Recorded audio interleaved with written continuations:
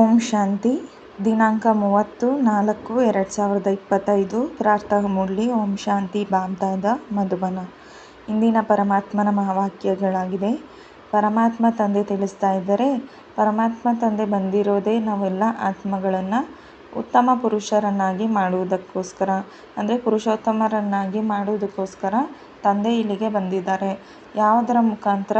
ವಿದ್ಯೆಯನ್ನು ಓದಿಸುವ ಮುಖಾಂತರ ನಾವೆಲ್ಲ ಆತ್ಮಗಳನ್ನು ಪುರುಷೋತ್ತಮರನ್ನಾಗಿ ಮಾಡೋದಕ್ಕೆ ತಂದೆ ಬಂದಿದ್ದಾರೆ. ಈಗ ನಾವು ಮಕ್ಕಳು ಕನಿಷ್ಠರಿಂದ ಉತ್ತಮ ಪುರುಷರಾಗ್ತಾ ಇದ್ದೀವಿ. ಅಂದರೆ ನಮ್ಮ ಆತ್ಮದ ಸ್ಟೇಜ್ ಏನಾಗಿತ್ತು?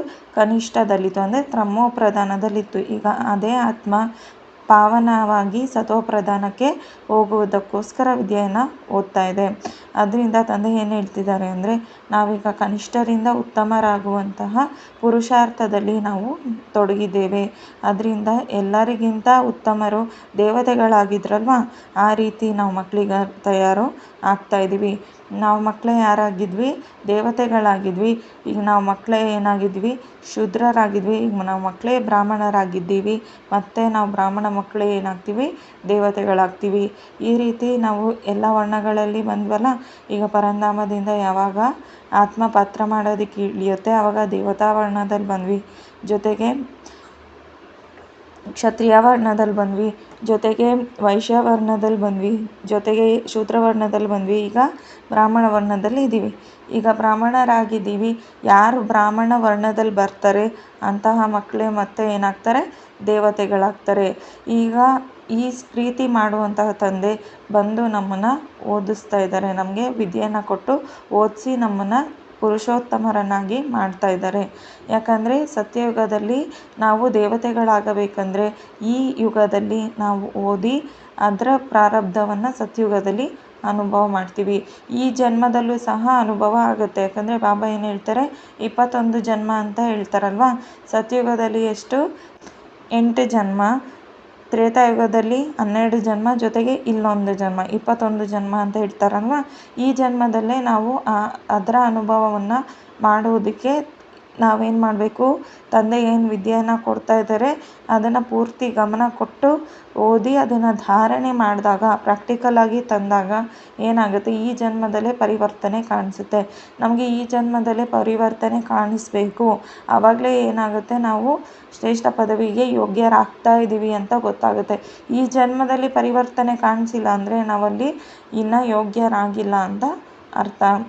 ಇಂದಿನ ಪ್ರಶ್ನೆ ಆಗಿದೆ, ಇಲ್ಲಿ ನೀವು ಮಕ್ಕಳು ಯಾವ ಪರಿಶ್ರಮ ಪಡುತ್ತೀರಿ ಅದು ಸತ್ಯಯುಗದಲ್ಲಿ ಇರುವುದಿಲ್ಲ. ಅಂದರೆ ನಾವು ಮಕ್ಕಳು ಯಾವ ಒಂದು ಪರಿಶ್ರಮವನ್ನು ಇಲ್ಲಿ, ಅಂದರೆ ಈ ಟೈಮಲ್ಲಿ, ಅಂದರೆ ಈ ತಮೋಪ್ರಧಾನ ಟೈಮಲ್ಲಿ ಯಾವ ಒಂದು ಪರಿಶ್ರಮವನ್ನು ಪಡ್ತೀವಿ ಅದು ಸತ್ಯಯುಗದಲ್ಲಿ ಸತೋಪ್ರಧಾನದಲ್ಲಿ ನಾವು ಆ ಪರಿಶ್ರಮವನ್ನು ಪಡೋದಿಲ್ಲ. ಅದು ಯಾವುದು ಅನ್ನೋದು ಇವತ್ತಿನ ಪ್ರಶ್ನೆ ಆಗಿದೆ. ಅದಕ್ಕೆ ತಂದೆ ಉತ್ತರ ಕೊಡ್ತಾ ಇದ್ದಾರೆ. ಇಲ್ಲಿ ಏನಾಗುತ್ತೆ ಅಂದರೆ, ದೇಹ ಸಹಿತವಾಗಿ ದೇಹದ ಎಲ್ಲ ಸಂಬಂಧಗಳನ್ನು ಮರೆತು ನಾವು ಆತ್ಮ ಅಂತ ತಿಳ್ಕೊಂಡು ಆತ್ಮಾಭಿಮಾನಿಯಾಗಿ ಶರೀರವನ್ನು ಬಿಡೋದಕ್ಕೆ ತುಂಬ ಪರಿಶ್ರಮವನ್ನು ಪಡ್ತೀವಿ. ಯಾಕಂದರೆ ಅಲ್ಲಿ ಏನಾಗುತ್ತೆ? ಸತ್ಯಯುಗದಲ್ಲಿ ಯಾವುದೇ ರೀತಿ ಪರಿಶ್ರಮ ಇರೋದಿಲ್ಲ. ಕುಳಿತಿದ್ದಂಗೆ ಆರಾಮಾಗಿ ಶರೀರವನ್ನು ಬಿಟ್ಬಿಡ್ತಾರೆ. ಅಂದರೆ ಏನರ್ಥ? ಇಲ್ಲಿ ಅಕಾಲ ಮೃತ್ಯು ಆಗುತ್ತೆ, ಅಲ್ಲಿ ಅಕಾಲ ಮೃತ್ಯು ಆಗೋದಿಲ್ಲ. ಅಂದರೆ ಶರೀರ ಯಾವಾಗ ವೃದ್ಧಾವಸ್ಥೆಯಲ್ಲಿ ತಲುಪುತ್ತೆ ಸತ್ಯಯುಗದಲ್ಲಿ, ಆವಾಗ ಅವ್ರಿಗೆ ಸಾಕ್ಷಾತ್ಕಾರ ಆಗಿಬಿಡುತ್ತೆ. ಏನಂತ? ಈಗ ಈ ಶರೀರ ಹಳೇದಾಯಿತು, ನನಗೆ ಹೊಸ ಶರೀರ ಅಂದರೆ ಮಗುವಾಗಿ ಹೋಗಿ ಈಗ ಜನ್ಮವನ್ನು ಪಡ್ಕೊಬೇಕು ಅಂತ ಖುಷಿಯಾಗಿ ಏನು ಮಾಡ್ತಾರೆ? ಶರೀರವನ್ನು ಕುಳಿತಿದ್ದಂಗೆ ಬಿಟ್ಬಿಡ್ತಾರೆ. ಆದರೆ ಇಲ್ಲಿ ಅದು ತುಂಬ ಕಷ್ಟ ಆಗುತ್ತೆ.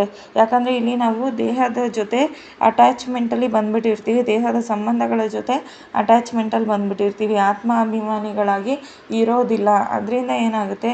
ಶರೀರ ಬಿಡೋದಕ್ಕೆ ತುಂಬ ಪರಿಶ್ರಮವನ್ನು ಪಡ್ತೀವಿ. ಅದರಿಂದ ತಂದೆ ಏನು ಹೇಳ್ತಿದ್ದಾರೆ ಅಂದರೆ, ಇಲ್ಲಿ ಇದೇ ಪರಿಶ್ರಮ ಆಗಿದೆ. ಏನು ಪರಿಶ್ರಮ? ನಾವು ಆತ್ಮಾಭಿಮಾನಿಗಳಾಗಿರುವುದೇ ಇಲ್ಲಿ ಪರಿಶ್ರಮ ಆಗಿದೆ. ಅದಕ್ಕೆ ಬಾಬಾ ಏನು ಮಾಡ್ತಿದ್ದಾರೆ? ಪದೇ ಪದೇ ಇಲ್ಲಿ ಅಭ್ಯಾಸವನ್ನು ಮಾಡಿಸ್ತಾರೆ.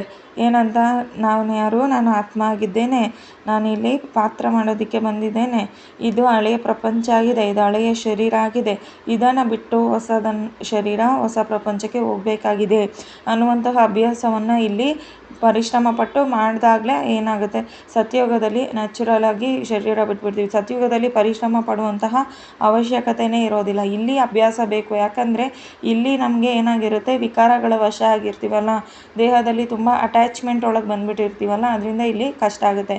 ಆದರೆ ಸತ್ಯಯುಗದಲ್ಲಿ ಈ ರೀತಿಯಾದಂತಹ ಅಟ್ಯಾಚ್ಮೆಂಟ್ ಒಳಗೆ ನಾವು ಇರೋದಿಲ್ಲ. ಅಲ್ಲಿ ಆತ್ಮಿಕ ಸ್ವರೂಪದಲ್ಲಿ ನ್ಯಾಚುರಲ್ ಆಗಿ ಇರ್ತೀವಿ.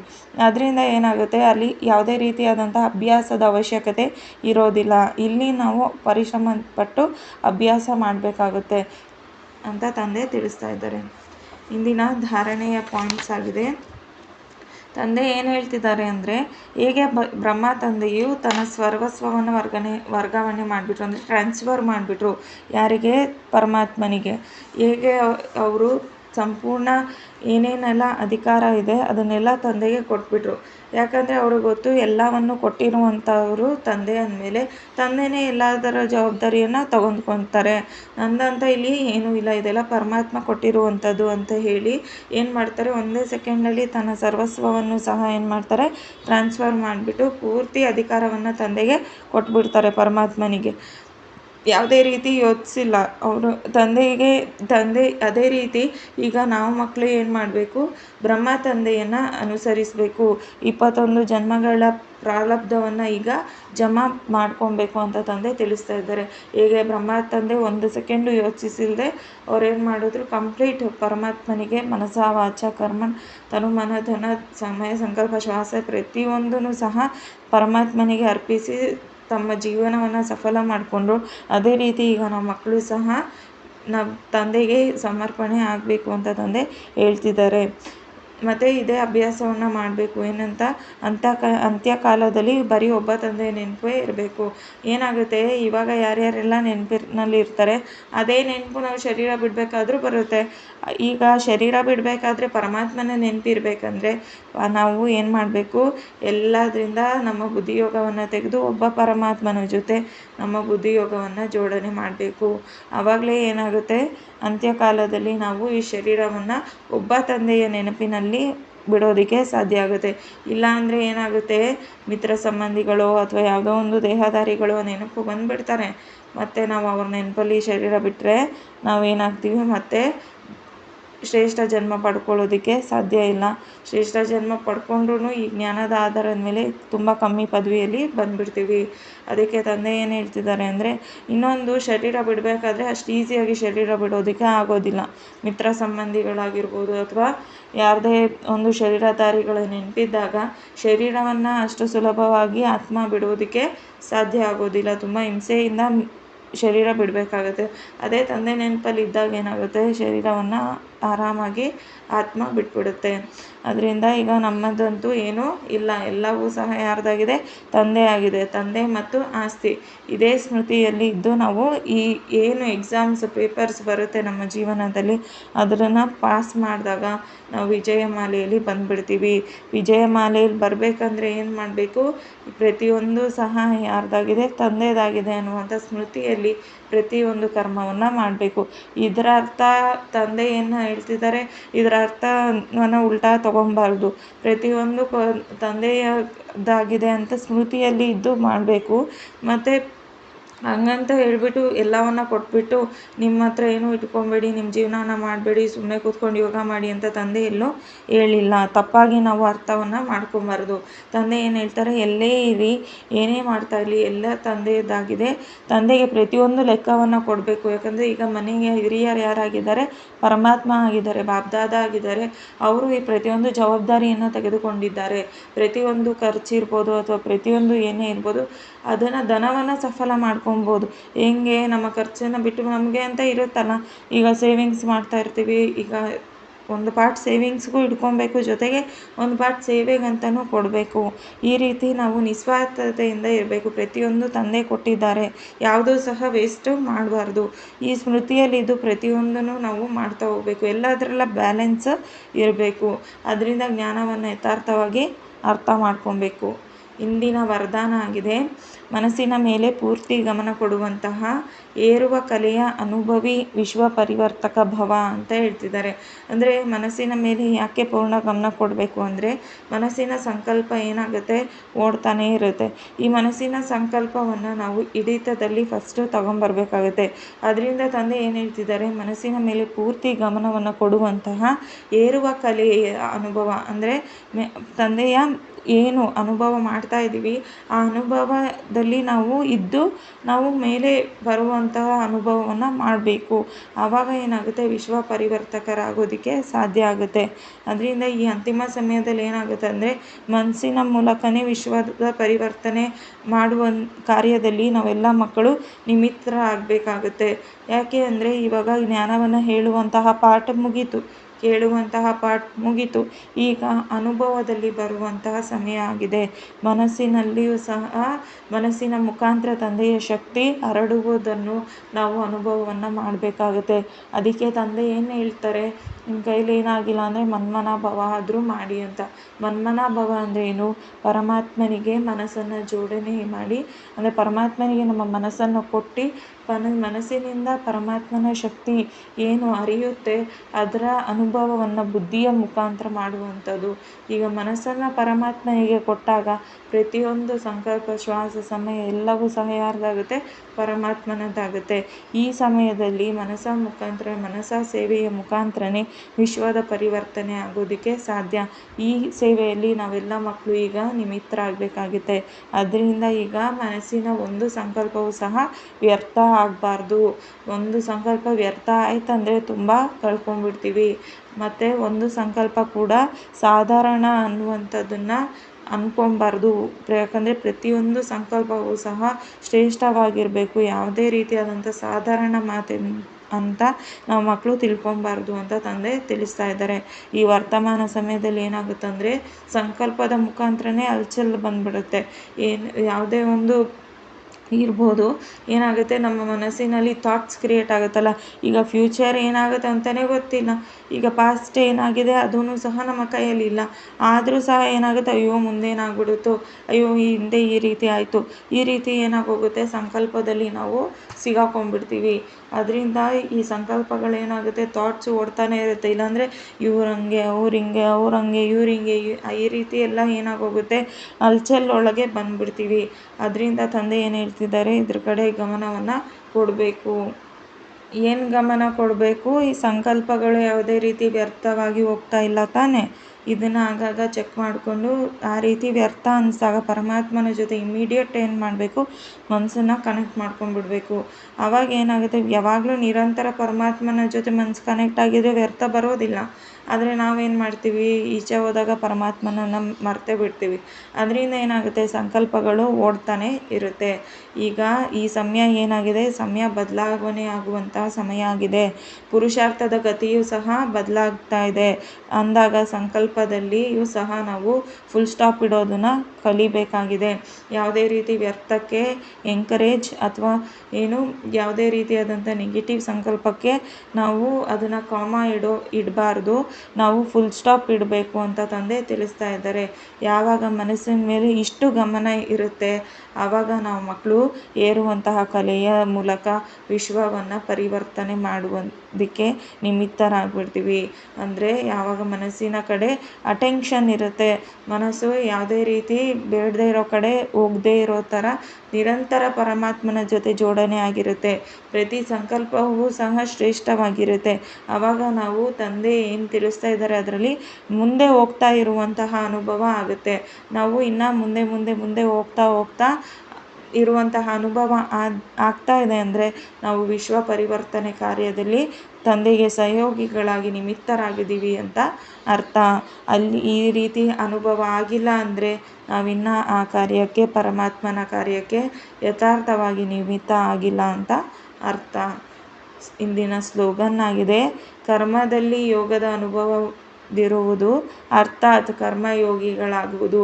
ಅಂದರೆ ಪ್ರತಿ ಕರ್ಮವನ್ನು ಮಾಡ್ತಾ ಇರಬೇಕಾದ್ರೂ, ಕಸನೇ ಗುಡಿಸ್ತಾ ಇರ್ಬೋದು, ಪಾತ್ರೆನೇ ತೊಳಿತಾ ಇರಬಹುದು, ವಾಶ್ರೂಮೇ ತೊಳಿತಾ ಇರ್ಬೋದು, ಅಥವಾ ಮನೆಯೇ ಒರೆಸ್ತಾ ಇರ್ಬೋದು, ಅಥವಾ ಬೇರೆ ಆಫೀಸ್ ಕೆಲಸನೇ ಮಾಡ್ತಾ ಇರ್ಬೋದು. ಪ್ರತಿ ಕರ್ಮ ಮಾಡ್ತಾ ಇರಬೇಕಾದ್ರೂ ನಮಗೆ ಪರಮಾತ್ಮನ ಶಕ್ತಿ ಅಥವಾ ಗುಣದ ಅನುಭವ ಆಗ್ತಾ ಇದೆ. ಈಗ ಸಡನ್ನಾಗಿ ಶಾಂತ ಆಗಿಬಿಡುತ್ತೆ ಮೈಂಡು. ಇಲ್ಲ ಮೈಂಡ್ ಏನಾಗುತ್ತೆ, ಒಳಗೊಳಗೆ ಖುಷಿ ಇರುತ್ತೆ, ಮತ್ತು ಯಾವುದೇ ರೀತಿ ವ್ಯರ್ಥ ಓಡೋದಿಲ್ಲ, ನೆಗೆಟಿವ್ ಓಡೋದಿಲ್ಲ, ಮನಸ್ಸು ಕಾಮಾಗಿರುತ್ತೆ. ಅಂದರೆ ಅಲ್ಲಿ ಏನಾಗ್ತಿದೆ, ಯೋಗ ಜೋಡಣೆ ಆಗಿದೆ. ಪರಮಾತ್ಮನ ಜೊತೆ ಮನಸ್ಸು ಜೋಡಣೆ ಮಾಡಿ ಪರಮಾತ್ಮನೇ ನಮ್ಮನ್ನು ಉಪಯೋಗ ಮಾಡ್ಕೊತಾ ಇದ್ದಾರೆ. ಯಾವಾಗ ಪರಮಾತ್ಮ ನಮ್ಮನ್ನು ಉಪಯೋಗ ಮಾಡ್ಕೊತಾರೆ, ನಾವು ಪರಮಾತ್ಮನ ಉಪಯೋಗ ಮಾಡುವಂಥ ಸಮಯ ಹೋಯಿತು. ಈಗ ಪರಮಾತ್ಮನೇ ನಮ್ಮನ್ನು ಉಪಯೋಗ ಮಾಡ್ಕೊಬೇಕು. ಆದರೆ ಯಾವಾಗ ಉಪಯೋಗ ಮಾಡ್ಕೊತಾರೆ, ಯಾವಾಗ ಅಂದರೆ ನಮ್ಮಲ್ಲಿ ಅಷ್ಟು ನಿಸ್ವಾರ್ಥತೆ ಇದ್ದಾಗ, ನಮ್ಮ ಮನಸ್ಸು ಸ್ವಚ್ಛವಾಗಿದ್ದಾಗ, ಯಾವುದೇ ರೀತಿಯಾದಂತಹ ಮಲಿನತೆ ಇಲ್ಲದೆ ನಿಸ್ವಾರ್ಥತೆಯಾಗಿ ತಂದೆಯ ಜೊತೆ ಸತ್ಯವಾದ ಪ್ರೀತಿ ಇದ್ದಾಗ, ಮಾಡಿಸುವವರು ಮಾಡುವವರು ತಂದೆಯೇ ಆಗಿದ್ದಾರೆ. ನಮ್ಮದು ಏನಿಲ್ಲ, ನನಗೆ ಯಾವುದೇ ರೀತಿಯಾದಂತಹ ಇಚ್ಛೆಗಳು ಇಲ್ಲ, ಯಾವುದೇ ರೀತಿಯಾದಂತಹ ರಿಟರ್ನ್ ಬೇಡ.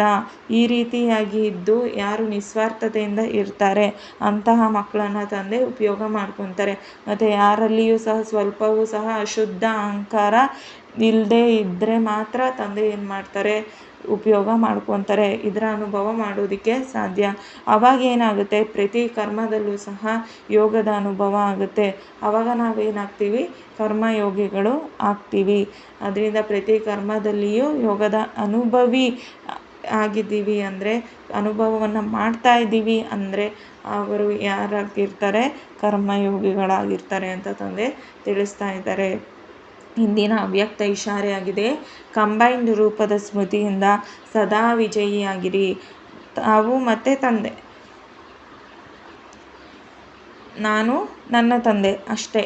ಈ ಕಂಬೈನ್ಡ್ ರೂಪದಲ್ಲಿ ನಾವು ಅನುಭವ ಮಾಡ್ತಾ ಮಾಡ್ತಾ ಮಾಡ್ತಾ ಸದಾ ಶುಭ ಭಾವನೆ, ಸದಾ ಶ್ರೇಷ್ಠ ಕಾಮನೆ, ಸದಾ ಶ್ರೇಷ್ಠ ವಾಣಿ, ಸದಾ ಶ್ರೇಷ್ಠ ದೃಷ್ಟಿ, ಸದಾ ಶ್ರೇಷ್ಠ ಕರ್ಮದ ಮೂಲಕ ವಿಶ್ವ ಕಲ್ಯಾಣಕಾರಿ ಸ್ವರೂಪದ ಅನುಭವವನ್ನು ಮಾಡಿ ಅಂತ ತಂದೆ ತಿಳಿಸ್ತಾ ಇದ್ದಾರೆ. ಆವಾಗ ಏನಾಗುತ್ತೆ, ಸೆಕೆಂಡ್ನಲ್ಲಿ ಸರ್ವ ಸಮಸ್ಯೆಗಳಿಗೂ ಸಹ ಸಮಾಧಾನವನ್ನು ಮಾಡೋದಕ್ಕೆ ಸಾಧ್ಯ. ಯಾಕಂದರೆ ನಿರಂತರ ತಂದೆಯ ಜೊತೆ ಕನೆಕ್ಷನಲ್ಲಿ ಇರ್ತೀವಿ, ತಂದೆಯ ಜೊತೆ ಕಂಬೈನ್ಡ್ ಆಗಿರ್ತೀವಿ, ತಂದೆನೇ ಮಾಡಿಸ್ತಾ ಇದ್ದಾರೆ ಅನ್ನುವಂಥ ಸ್ಮೃತಿ ಇರುತ್ತೆ. ಆವಾಗ ಏನಾಗುತ್ತೆ, ನಮ್ಮ ಮನಸ್ಸಿನಲ್ಲಿ ಅಲ್ವಾ ಸಂಕಲ್ಪ ಓಡುವಂಥದ್ದು. ಮನಸ್ಸಿನಲ್ಲಿ ಯಾವಾಗ ತಂದೆಯನ್ನು ಕೂರಿಸ್ಬಿಡ್ತೀವಿ, ಆ ಮನಸ್ಸಿನಲ್ಲಿ ವ್ಯರ್ಥ ಸಂಕಲ್ಪ ಓಡೋದಕ್ಕೆ ಸಾಧ್ಯ ಇಲ್ಲ. ಯಾಕಂದರೆ ಅಲ್ಲಿ ಯಾರಿದ್ದಾರೆ, ತಂದೆ ಇದ್ದಾರೆ. ನಮ್ಮ ಜೊತೆ ಯಾರು ಮಾತಾಡ್ತಾರೆ, ತಂದೆನೇ ಮಾತಾಡ್ತಾ ಇರ್ತಾರೆ. ಮತ್ತು ಸದಾ ನಮ್ಮಲ್ಲಿ ಶುಭ ಭಾವನೆ ಇರುತ್ತೆ. ಯಾರಲ್ಲಿಯೂ ಸಹ ನಾವು ಕೆಟ್ಟ ಭಾವನೆಯಿಂದ ನೋಡುವುದಿಲ್ಲ.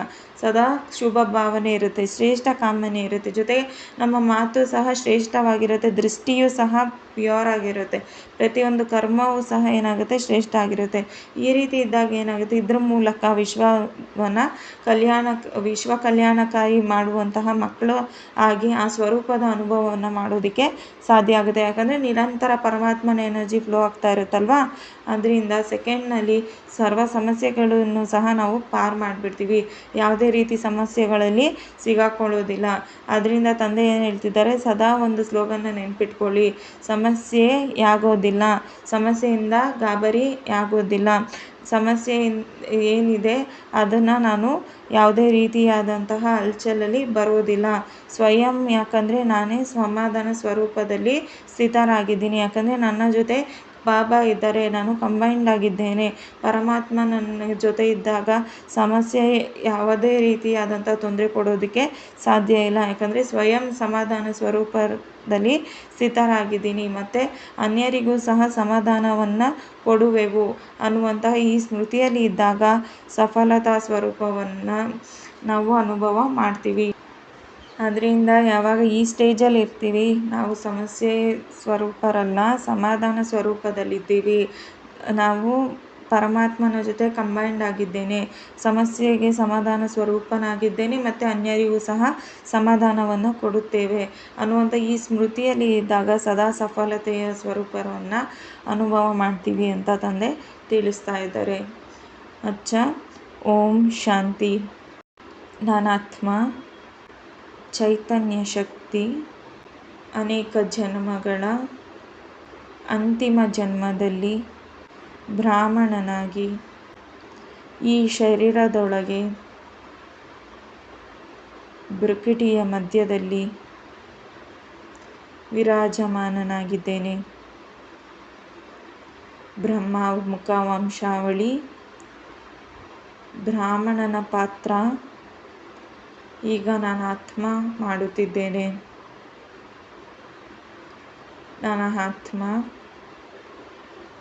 ನನ್ನ ಪ್ರೀತಿಯ ತಂದೆಯನ್ನು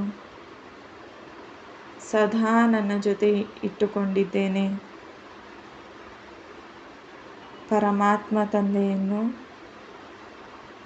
ಸದಾ ನನ್ನ ಪಕ್ಕದಲ್ಲಿ ಇರಿಸಿಕೊಳ್ಳುತ್ತಾ ನನ್ನ ಮನಸ್ಸಿನಲ್ಲಿ ಸದಾ ನನ್ನ ತಂದೆಯನ್ನು ಇರಿಸುತ್ತಾ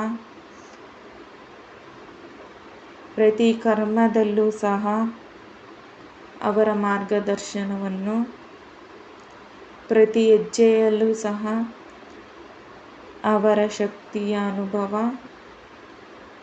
ಪ್ರತಿ ಕರ್ಮದಲ್ಲೂ ಸಹ ಅವರ ಜೊತೆಯ ಅನುಭವ ಮಾಡುತ್ತಿದ್ದೇನೆ. ಪ್ರತಿ ಕರ್ಮದಲ್ಲೂ ಪರಮಾತ್ಮನ ಶಾಂತಿಯ ಅನುಭವ ನನಗೆ ಆಗುತ್ತಿದೆ. ಯಾಕೆಂದರೆ ನನ್ನ ಮನಸ್ಸಿನಲ್ಲಿ ಪರಮಾತ್ಮ ಇದ್ದಾರೆ. ನನ್ನ ಮನಸ್ಸನ್ನು ಪರಮಾತ್ಮನಿಗೆ ನೀಡಿದ್ದೇನೆ. ಈಗ ಪರಮಾತ್ಮನ ಜೊತೆ ನನ್ನ ಮನಸ್ಸು ಜೋಡಣೆ ಆಗಿದೆ ಅಂದ ಮೇಲೆ ಪರಮಾತ್ಮನಲ್ಲಿ ಇರುವಂತಹ ಶಾಂತಿಯ ಶಕ್ತಿ ನನ್ನ ಆತ್ಮನಿಗೂ ಅನುಭವವಾಗುತ್ತದೆ. ಪ್ರತಿಯೊಂದನ್ನು ಸಹ ಬುದ್ಧಿಯ ಮುಖಾಂತರ ಪರಮಾತ್ಮನ ಶಕ್ತಿಯನ್ನು ಅನುಭವ ಮಾಡುತ್ತಿದ್ದೇನೆ. ನನ್ನ ಆತ್ಮ ಇಂತಹ ಶ್ರೇಷ್ಠ ಜನ್ಮವನ್ನು ಪಡೆದುಕೊಂಡು ಶ್ರೇಷ್ಠಾತಿ ಶ್ರೇಷ್ಠ ತಂದೆಯ ಸಂತಾನನಾಗಿ